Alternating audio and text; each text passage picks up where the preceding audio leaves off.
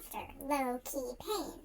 I know that's going to sound a little bit harsh, but I can assure you that my mama said it in a gently teasing way, and that she loves me very, very much.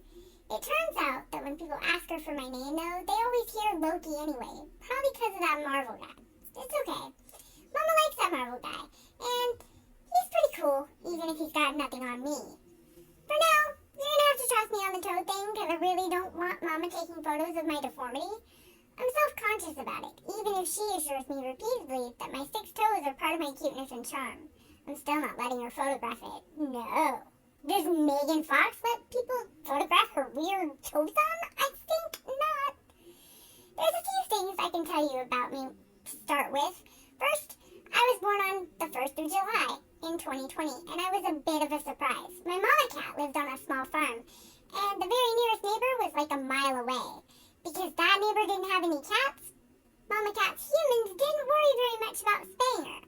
She lived there for like 10 years before she ever met a male kitty that was of an age. Suffice it to say, Mama Cat's human beings were in for quite a shock when she turned up pregnant, and then me and my brothers and sisters came along. The human beings found themselves with just a few more kitties than they were really prepared for, to put it mildly. But here's where we have to stop talking about me for a little while, because I can't really tell you how I came to be with my mama without telling you the story of the cat who was before. Mama had a kitty named Bo. He was born in 2004, and she adopted him when he was 4 months old, at the same time that her cousin adopted his sister, Dixie.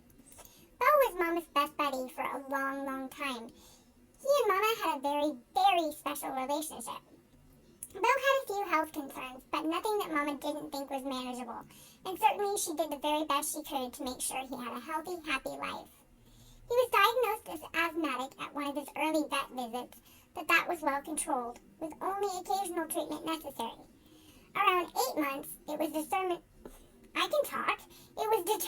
that he was essentially allergic to the enamel of his teeth.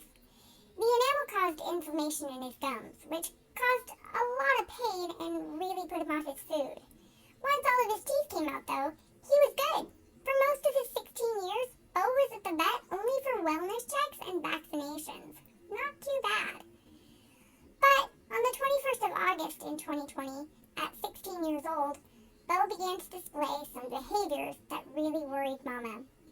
He was lethargic, and although he normally spent a large part of his day dozing in her office in a beanbag chair, she still knew something was off. He ate some that morning, had some water, used a litter box, but still, Mama just knew, and he went downhill rapidly over that day. First thing in the morning on the 22nd, when Bo refused his food, Mama called the vet before they were even officially open. They didn't have any appointments available that day, but when Mama described what was happening, they told her to bring him in right that minute, and they'd take a look.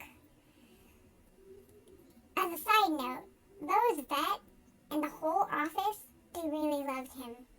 He was his vet's favorite success story of the enamel problem and how everything could be just fine, even better for a cat that had all their teeth taken out sometimes.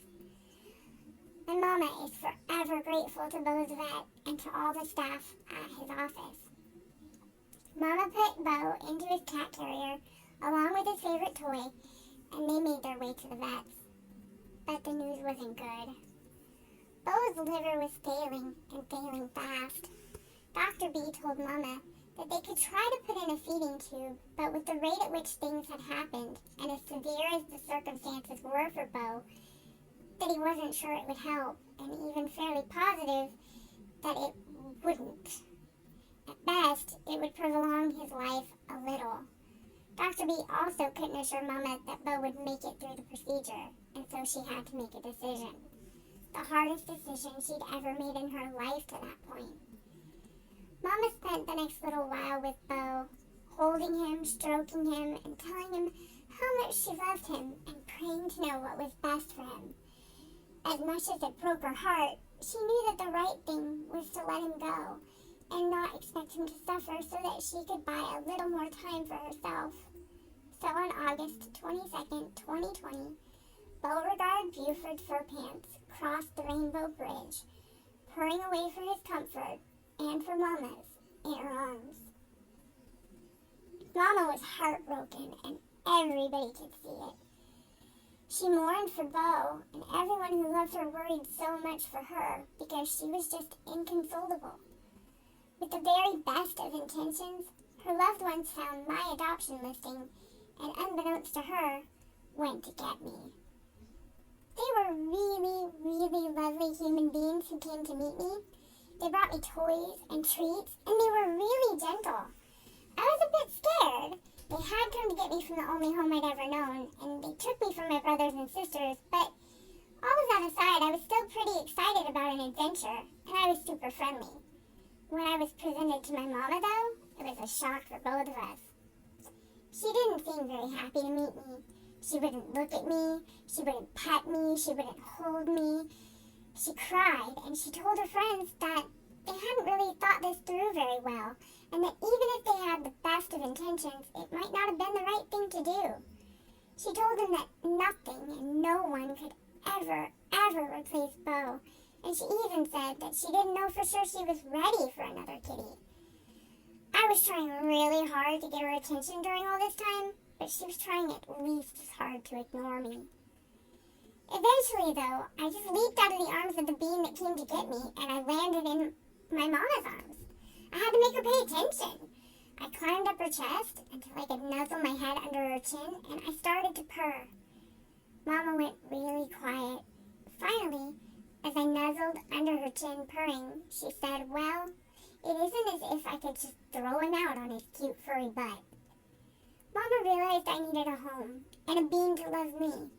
She realized that even though nothing and no one could ever fill the bow-shaped hole in her heart, that her heart could grow, and there could be room for me too. Not instead. She also realized, honestly, that she needed me. Mama and I don't have the same relationship that she had with Bo, and that's okay. It's a good thing. Bo could never have the same one that I do with her either, so it goes both ways. I'm not a replacement. I'm not more or less, better or worse. I'm my own kind of special. Sometimes, Mama still cries for Bo, and she misses him so much it hurts. When she does, I just cuddle up to her and give her all the love I can. And then she pats my head, and she tells me how special I am, and then we both feel better. Someday I hope to get to meet Bo, but not for a lot of Sundays. I think that he'll be waiting for Mama over the Rainbow Bridge, and then we can be one big happy family, and we'll never have to say goodbye again.